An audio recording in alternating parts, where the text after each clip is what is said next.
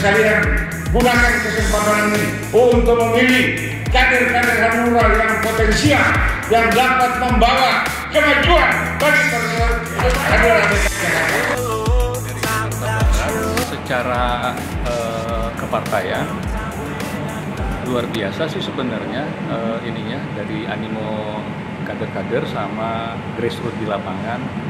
Hanya saja memang kemarin itu kita mau melakukan satu kolaborasi dengan ketua DPD yang sudah mengundurkan diri, ditambah lagi dengan pandemi, jadi ya akhirnya program yang kita mau jalankan ya agak sedikit inilah terkendala.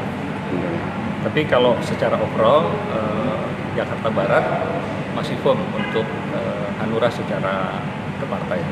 Untuk musda ini Bang, apa Bang yang dalam agenda nanti? Dalam musda ini agendanya ya kita mendapatkan hak untuk memilih kader yang mana nanti dia menjadi sosok ketua DPD. Jadi kita mempunyai hak suara untuk memilih calon ketua DPD untuk DKI Jakarta. Bang, nama-nama untuk calon udah ada gimana Bang? Kalau yang selama ini sudah dipresentasikan dengan bacalon itu antara lain dari internal juga ada, internal seperti Pak Servesius sama Guntur, dari eksternal Jimmy itu dari GL Pro. Kira-kira kriteria Bang yang diharapkan? Ya kalau secara khusus kita sih kepengennya nih ketua DPD ke depan ya artinya yang betul-betul bisa berkonsolidasi dengan teman-teman DPC, karena tanpa ketua atau calon ketua ini yang istilahnya akan menduduki jabatan ketua DPD itu yang betul-betul yang yang mengerti dengan akar rumput, mengerti akan kita kebutuhan selaku ketua DPC, karena kan beban dari ketua DPC itu kan sangat besar.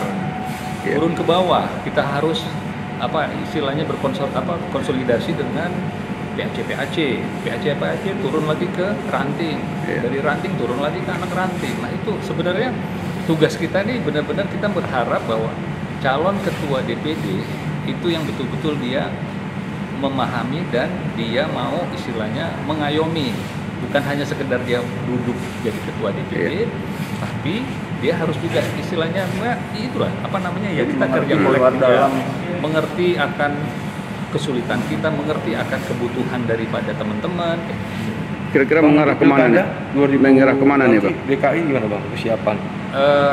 Sepertinya kalau untuk pilkada DKI ini kan kita belum mendapatkan satu instruksi. Jadi fokus untuk awal ini kita fokus untuk sosok pimpinan kita di DKI Jakarta, karena Jakarta ini merupakan barometer ya, kembali lagi yang disampaikan sama petinggi dari DPP bahwa ini Jakarta ini akan dilihat secara skala nasional, bahwa DKI ini merupakan etalase yang mana nanti menjadi satu selling point dari teman-teman untuk akan barangkali mau bergabung atau mau menunjukkan satu eksistensinya untuk supaya bisa berbagi atau bisa istilahnya dia itu terjun langsung ke masyarakat, apa nih sebenarnya masyarakat butuhkan. Sesuai kriteria yang Abang sebut tadi, kira-kira jatuh ke nama siapa nih? Kira-kira berpotensi ke siapa? Saya belum bisa sampaikan.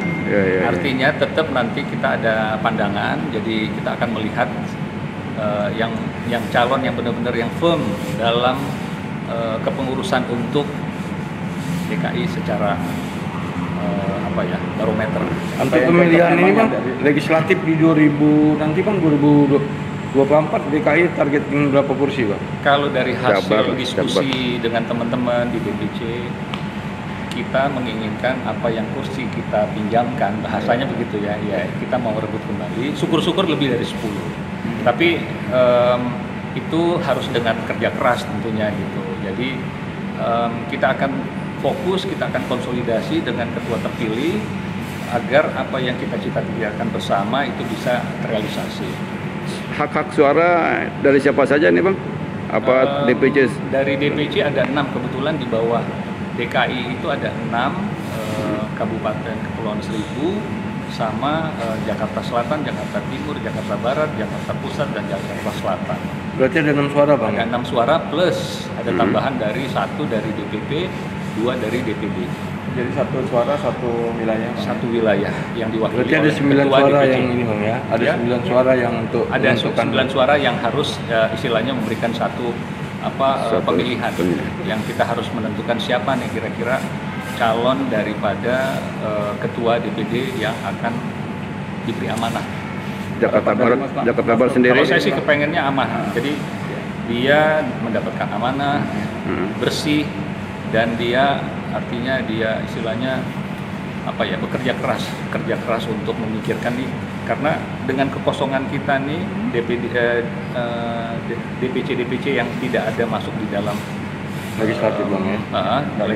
Legislatif itu ya benar-benar kita harus benar-benar kerja keras ya. Kerja keras, tantangannya luas. Jadi kita butuh sosok yang benar-benar bisa loncatannya itu luar biasa. Iya. Itu jatuh di golongan anak muda kali ya, Bang. Ya?